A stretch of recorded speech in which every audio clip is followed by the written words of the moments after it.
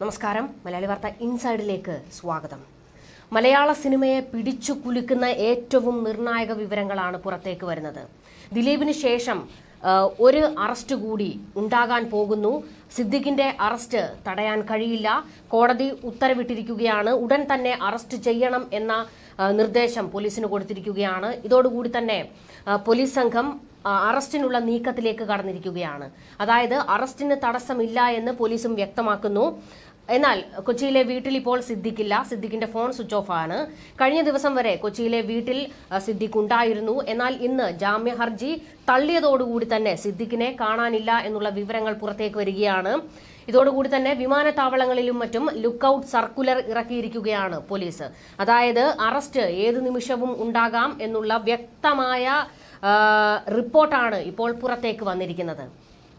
യുവനടിയെ പീഡിപ്പിച്ചു എന്നുള്ള കേസിൽ മുൻകൂർ ജാമ്യത്തിനു വേണ്ടി ഹൈക്കോടതിയിൽ സമീപിച്ചിരിക്കുകയായിരുന്നു സിദ്ദിഖ്. എന്നാൽ കോടതി ഹർജി തള്ളിയതോടുകൂടി തന്നെയാണ് സിദ്ദിഖിന്റെ അറസ്റ്റിലേക്ക് കാര്യങ്ങൾ എത്തിയിരിക്കുന്നത്. അന്വേഷണ സംഘം ഇപ്പോൾ കൊച്ചിയിലേക്ക് പുറപ്പെട്ടിരിക്കുകയാണ്. തിരുവനന്തപുരം മ്യൂസിയം പോലീസ് രജിസ്റ്റർ ചെയ്ത കേസിലാണ് മുൻകൂർ ജാമ്യാപേക്ഷ നൽകിയത്. ഇതാണ് ഹൈക്കോടതി തള്ളിയത്. തനിക്കെതിരെയുള്ള ആരോപണങ്ങൾ അടിസ്ഥാനരഹിതമാണെന്നും മുൻകൂർ ജാമ്യം അനുവദിക്കണം എന്നുമായിരുന്നു സിദ്ദിഖിന്റെ ആവശ്യം. എന്നാൽ ഇക്കാര്യങ്ങൾ തള്ളിക്കൊണ്ടാണ് ഹൈക്കോടതി മുൻകൂർ ജാമ്യം നിഷേധിച്ചുകൊണ്ട് ഉത്തരവിറക്കിയത്. സിദ്ദിഖിന് കുരുക്കായത് യുവനടി നൽകിയ പരാതിയിൽ തെളിവുകളും പിന്നീട് സാക്ഷിമൊഴികളും എല്ലാം തന്നെ സിദ്ദിഖിനെതിരാണ് എന്നുള്ളതാണ് കുരുക്കായി മാറിയത്. മുൻകൂർ ജാമ്യത്തിനു വേണ്ടി സിദ്ദിഖിന്റെ വക്കീല് 18 അടവും പയറ്റിയിരുന്നു. അതിൽ സിദ്ദിഖിന്റെ വക്കീൽ ഏറ്റവും കൂടുതൽ കോടതിയിൽ ഉന്നയിച്ച ഒരു കാരണം വർഷങ്ങൾക്ക് മുൻപ് യുവതി ഉന്നയിച്ച ആരോപണങ്ങളിൽ ബലാത്സംഗ പരാതി ഉണ്ടായിരുന്നില്ല എന്നാണ്. സിദ്ദിഖിന് മുൻകൂർ ജാമ്യം കിട്ടുന്നതിന് വേണ്ടി അദ്ദേഹത്തിന്റെ വക്കീലാകാവുന്നതെല്ലാം തന്നെ പയറ്റിയിരുന്നു.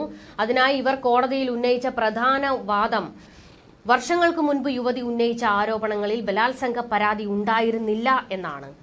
അതുകൊണ്ട് തന്നെ ഇത് കെട്ടിച്ചമച്ച കഥയാണെന്നും സിദ്ദിഖിന്റെ വക്കീൽ വാദിച്ചു. എന്നാൽ വർഷങ്ങൾക്ക് മുൻപേ ഉന്നയിച്ച ആരോപണമാണ് എന്നുള്ളതുകൊണ്ട് പിന്നീട് യുവതിക്ക് പീഡന പരാതി നൽകാൻ കഴിയില്ല എന്ന് പറയാനാകില്ല എന്ന് കോടതി പറയുകയായിരുന്നു. വർഷങ്ങൾക്ക് മുൻപുള്ളതാണ് എന്നത് പരിഗണിക്കേണ്ടതില്ല എന്നും കോടതി പറഞ്ഞതോടുകൂടി തന്നെ സിദ്ദിഖിന്റെ വക്കീലിന് വായടക്കേണ്ടി വരികയായിരുന്നു. അതായത് നിർണായകമായ നാടകീയ രംഗങ്ങളൊക്കെ തന്നെയായിരുന്നു ഹൈക്കോടതിയിൽ അരങ്ങേറിയത്. സിദ്ദിഖ് ഇപ്പോൾ മുൻകൂർ ജാമ്യത്തിന് വേണ്ടി സുപ്രീം കോടതിയെ സമീപിക്കാനുള്ള നീക്കമാണെന്ന വിവരങ്ങൾ പുറത്തു വന്നിട്ടുണ്ട്. അതുകൊണ്ട് തന്നെയാകാം അദ്ദേഹം ഇപ്പോൾ ഒളിവിൽ പോയിരിക്കുന്നത്. ഒളിവിലിരുന്നു കൊണ്ട് തന്നെ സുപ്രീം കോടതിയിൽ ജാമ്യത്തിനായി ശ്രമിക്കാനാണ് ഇപ്പോൾ നീക്കം നടത്തുന്നത്. പക്ഷേ ഹൈക്കോടതിയുടെ ഉത്തരവനുസരിച്ച് പോലീസിന് സിദ്ദിഖിനെ അറസ്റ്റ് ചെയ്തേ മതിയാകൂ. ആ ഒരു ഘട്ടം എത്തി നിൽക്കുകയാണ്. മലയാള സിനിമ അടപടലം പെട്ടിരിക്കുകയാണ്. അതായത് സിനിമാക്കാരെ എല്ലാം ഞെട്ടിച്ചുകൊണ്ടാണ് ഇപ്പോൾ സിദ്ദിഖിന്റെ അറസ്റ്റിലേക്ക് കാര്യങ്ങൾ എത്തിയിരിക്കുന്നത്. സിദ്ദിഖിന് കുരുക്കായത് യുവനടി നൽകിയ പരാതിയിൽ ശക്തമായ തെളിവുകളും സാക്ഷി മൊഴികളും ഉണ്ടായിരുന്നു എന്നതാണ്. തിരുവനന്തപുരത്തെ ഹോട്ടലിൽ വിളിച്ചു വരുത്തി പീഡിപ്പിച്ചു എന്ന പരാതിക്കാരിയുടെ മൊഴി ശരിവെക്കുന്നതാണ് ഈ തെളിവുകളെന്ന് അന്വേഷണ സംഘവും കോടതിയിൽ വ്യക്തമാക്കി. 376 വകുപ്പ് അനുസരിച്ച് ബലാത്സംഗത്തിന് 10 വർഷത്തിൽ കുറയാത്തതും ജീവപര്യന്തം വരെ നീണ്ടേക്കാവുന്നതുമായ തടവും പിഴയും ശിക്ഷ ലഭിക്കും.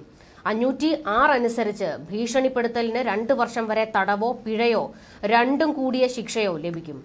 ഭാരതീയ ന്യായ സംഹിതയിലെ 376, 506 വകുപ്പുകൾ അനുസരിച്ചാണ് കേസെടുത്തത്.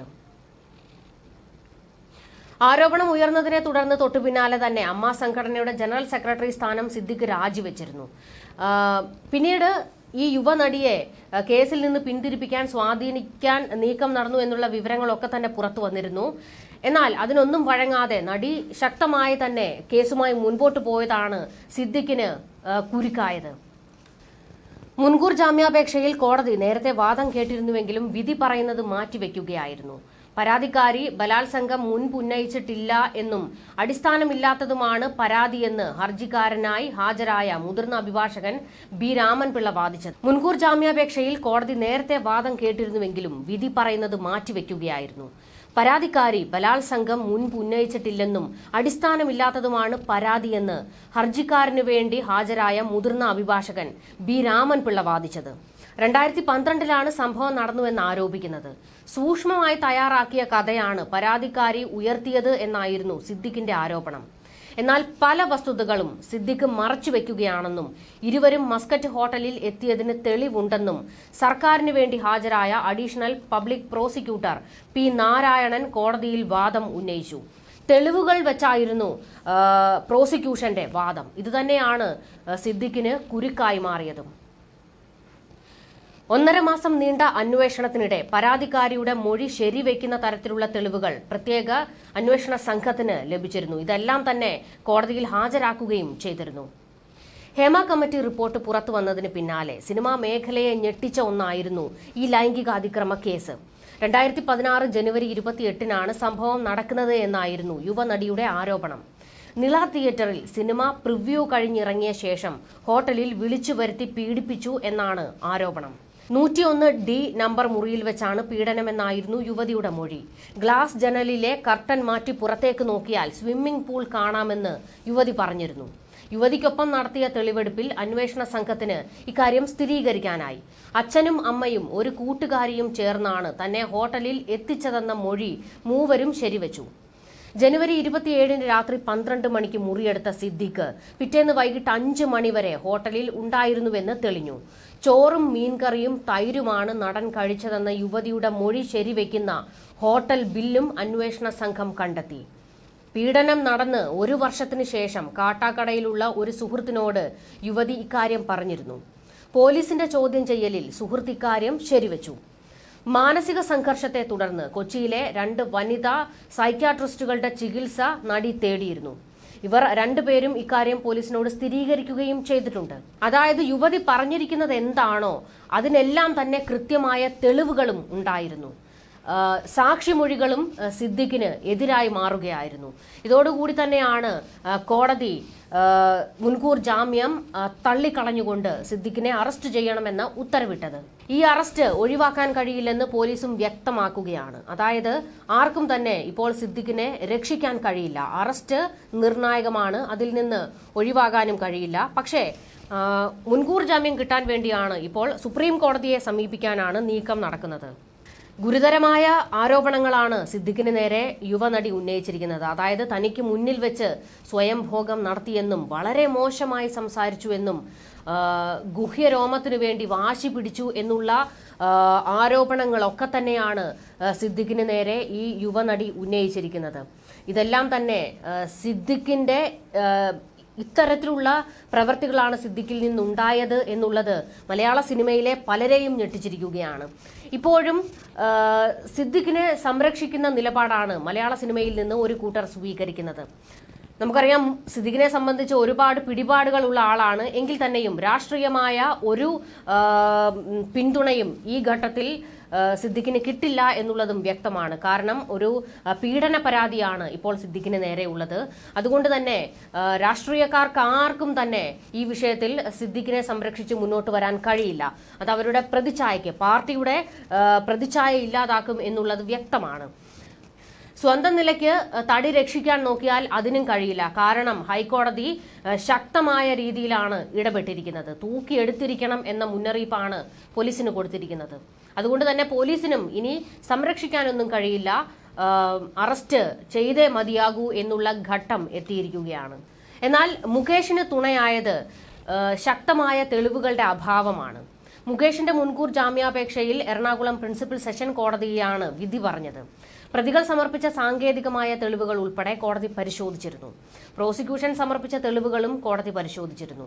ഇത്തരം കാര്യങ്ങൾ ഉൾപ്പെടെ പരിഗണിച്ചാണ് കോടതി വിധി പ്രഖ്യാപിച്ചത്. അന്വേഷണവുമായി സഹകരിക്കാമെന്ന് മുകേഷ് കോടതിയെ അറിയിക്കുകയും ചെയ്തിരുന്നു. പരാതിക്കാരി ബ്ലാക്ക്മെയിൽ ലക്ഷ്യത്തോടെയാണ് പരാതി നൽകിയതെന്നും മുൻകൂർ ജാമ്യാപേക്ഷയിൽ മുകേഷ് ആരോപിച്ചിരുന്നു. ഇത് മാത്രമല്ല, മുകേഷിനെതിരെ ആരോപണം ഉന്നയിച്ച സ്ത്രീ പിന്നീട് പല മാധ്യമങ്ങൾ നടത്തിയ പല ചർച്ചകളിലും വന്നിരുന്ന് ഇവരുടെ ക്രെഡിബിലിറ്റി തകർക്കുന്ന രീതിയിലുള്ള പല ആരോപണങ്ങളും പ്രസ്താവനകളും ഒക്കെ നടത്തുകയും ഇതിൽ കൂടി തന്നെ വ്യക്തമാകുകയായിരുന്നു ഇവരുടെ ആവശ്യം പണമാണ് എന്നുള്ളതും മുകേഷിനെ ട്രാപ്പിലാക്കണം എന്നുള്ളത് തന്നെയായിരുന്നു എന്ന് ഇവരുടെ വായിൽ നിന്ന് തന്നെ പുറത്തേക്ക് വരുന്ന സ്റ്റേറ്റ്മെന്റുകൾ ഉണ്ടായിരുന്നു. മുകേഷും ഈ സ്ത്രീയുമായി ബന്ധമുണ്ട് എന്നുള്ളത് വ്യക്തമാണ്. പക്ഷേ മുകേഷിൽ നിന്നും പണം കൈക്കലാക്കുകയാണ് ഇവരുടെ ലക്ഷ്യം എന്നുള്ളതിന് ഇവർ തന്നെ പലപ്പോഴും പല മാധ്യമങ്ങളിലും വന്നിരുന്ന് അത്തരത്തിലുള്ള സ്റ്റേറ്റ്മെന്റുകളാണ് നടത്തിയത്. ഇതൊക്കെ തന്നെ മുകേഷിന് തുണയായി. എന്നാൽ സിദ്ദിഖിന്റെ വിഷയത്തിൽ യുവനടി പരാതി ഉന്നയിക്കുന്നു. ഇവർ തൊട്ടു പിന്നാലെ മാധ്യമങ്ങൾക്ക് മുന്നിൽ വന്നു നിന്ന് സംഭവിച്ചത് എന്താണോ, സിദ്ദിഖ് എന്തൊക്കെയാണോ പറഞ്ഞത് അതുൾപ്പെടെ പച്ചയ്ക്ക് വിളിച്ചു പറയുകയും പിന്നീട് ഒരു മാധ്യമങ്ങളിലും അവർ പ്രതികരിക്കാൻ വന്നില്ല. പിന്നീട് കേസുമായി മുന്നോട്ട് പോകുകയായിരുന്നു. ഇതാണ് സിദ്ദിഖിന് കുരുക്കായത്. ന്യൂസ് ഡെസ്ക് മലയാളി വാർത്ത ഇൻസൈഡ്.